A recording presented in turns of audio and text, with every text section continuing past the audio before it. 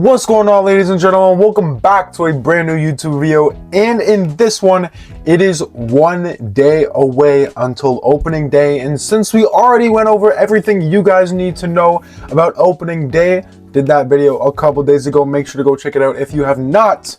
We're going to be taking a look at some Toronto Blue Jays projections. I'm talking stats, I'm talking record, and the chance we go back to the World Series. So if you're excited for this one, make sure to like and subscribe. Let's get right into it. So the first thing we're going to do is we're going to take a look at the lineup's projections. You know what I'm saying? We're going to take a look at what Fangraphs thinks that the Toronto Blue Jays starting lineup is going to do.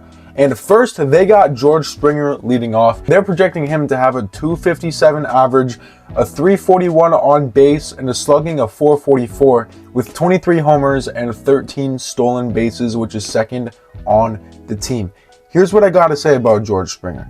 A lot of people think George Springer will fall off. A lot of people think Unk won't still have it. A player does not go from top 5 in MVP voting to being like this. Obviously, in 2024, he hit .220 with like 10 home runs or something like that. It was absolutely insane.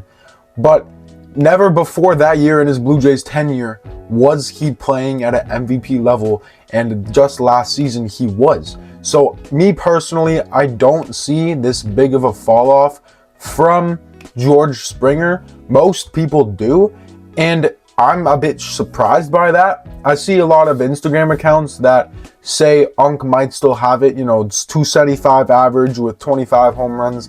Gladly take that. And I think that's going to be what George Springer is around. Maybe not that many home runs, maybe like closer to 20 home runs. But I don't see George Springer putting up this stat line. I see the average getting higher just a little bit. Maybe a little less home runs. The expectations are a little low for George Springer. Number 2, Dalton Varsho. They're projecting him to have a .227 average with a .292 OBP and a .442 slugging with 28 homers and 9 stolen bases. I said it in a video early this season.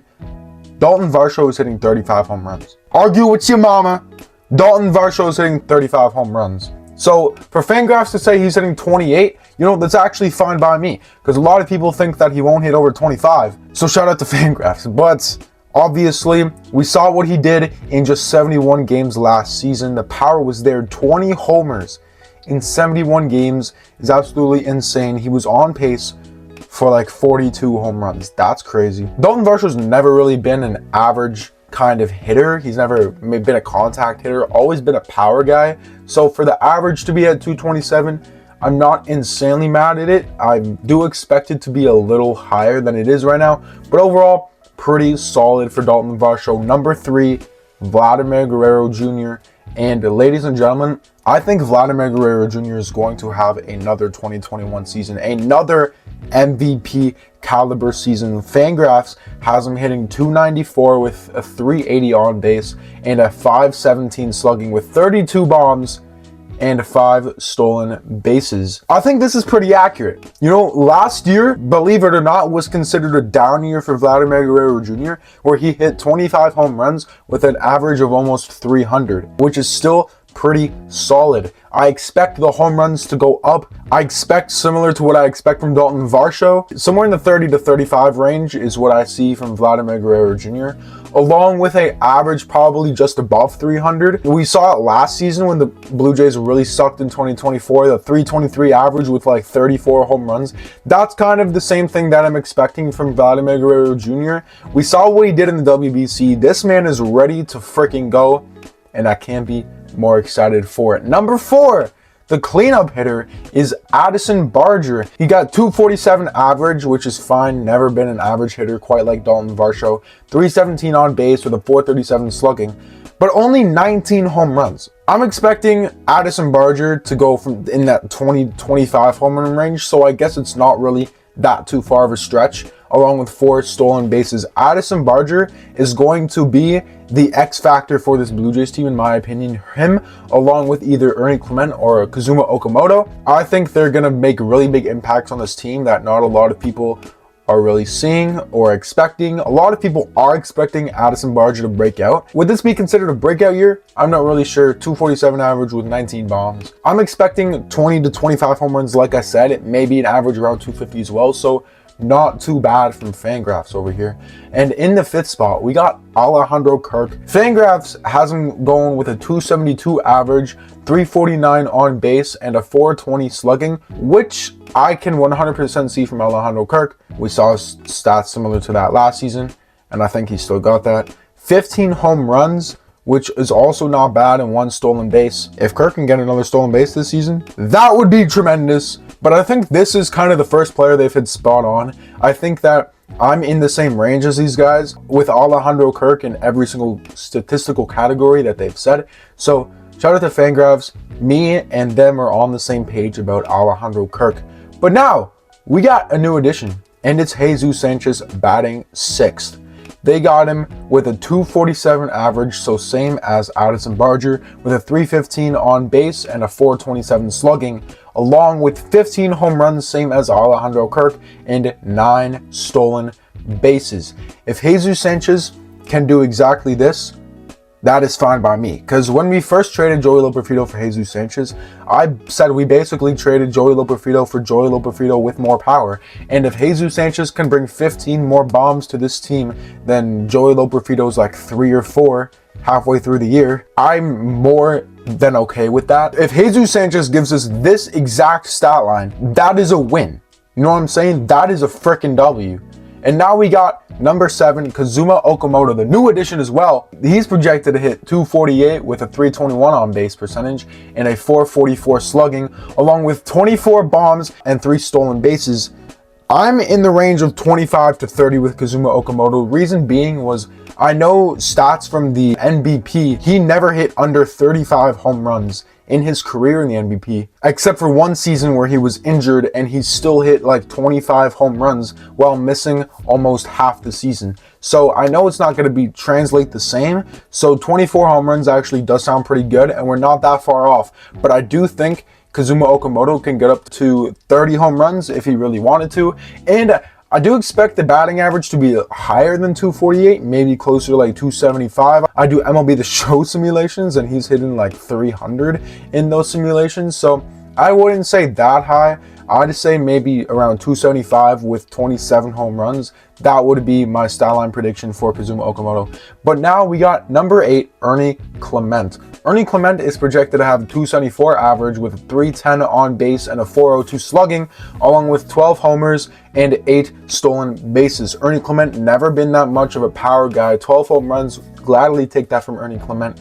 This is kind of what we saw last year from Ernie Clement, and if he can bring this stat line with the stellar defense we know he's got now over at second base, then I see that as an absolute W. And the last hitter in the starting lineup is Andres Gimenez, who's projected to have kind of a solid bounce back year, especially from last season. Last season, he hit 210 with 9 home runs. This season, he's projected to hit 253 with a 315 on base and a 380 slugging, with 13 home runs and 21 stolen bases, leading the team.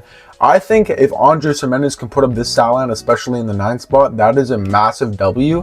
And for him to have 13 home runs along with the 253 average, that alone in itself is a win. And I can't wait to see if he can actually do it, because opening day last season, the first series of the year, we thought this guy was the next Barry Bonds.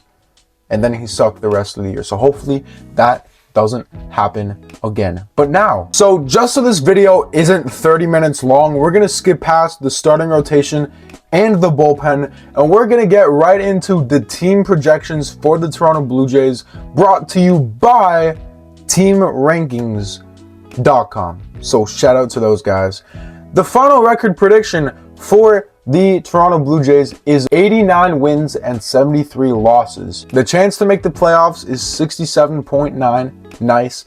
And the percentage to win the World Series is 6.3. Here's what I'm going to say about all of these, right? I have the Blue Jays winning 96 games. They won 94 last season. According to WAR, like added WAR, including subtracted WAR, they're projected to get 2 games better. So I have them winning 96 games, going 96 and 66.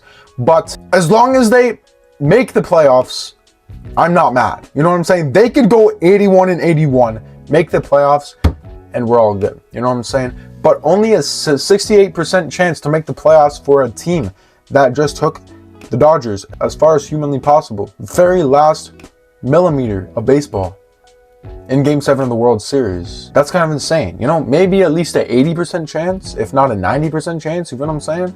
The Yankees, sure, they won their first game 7-0. They did nothing to get better over the offseason. The Orioles, sure, but are they really a threat? Their starting rotation says no. And the Red Sox, they're the Red Sox. They're going to lose in the first round anyway. It doesn't matter. The Rays, they're not even going to make the playoffs. So, with that being said, I don't really think there's a lot of competition in the AL as a general, besides maybe the Seattle Mariners, who we faced in the AL Championship Series last season. Only 6.3% chance to become World Series champions. I also don't know how I feel about that. I saw MLB on Fox's post saying we have the 9th best odds to win the World Series. The Mets were 3rd. That's all I have to tell you about how much the Blue Jays are getting disrespected. We saw this last season. They said we were going to be the worst team in the league. And then we went to the World Series. But here are the postseason odds to advance by round. I actually did not know they had this. 67% chance to make the postseason, like we said. 46% chance to make the ALDS. So less than a 50% chance, which is kind of insane. 24% chance to make it to the ALCS. And 13% chance to go to the World Series. And a 6.3% chance to win the World Series. I think if you raise all of these stats by exactly 10%, or maybe even 15%, I wouldn't be mad.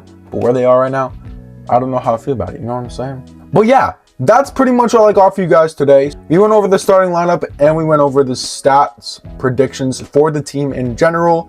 Tomorrow's opening day. I can't freaking wait. And if you can't freaking wait either, make sure to like and subscribe because we're going to be here all 2026. We're not going anywhere. We ain't taking any breaks. And with that being said, it's been your boy Brandon. I break down the Toronto Blue Jays. I'll see you next time. Peace. Holy voice crack.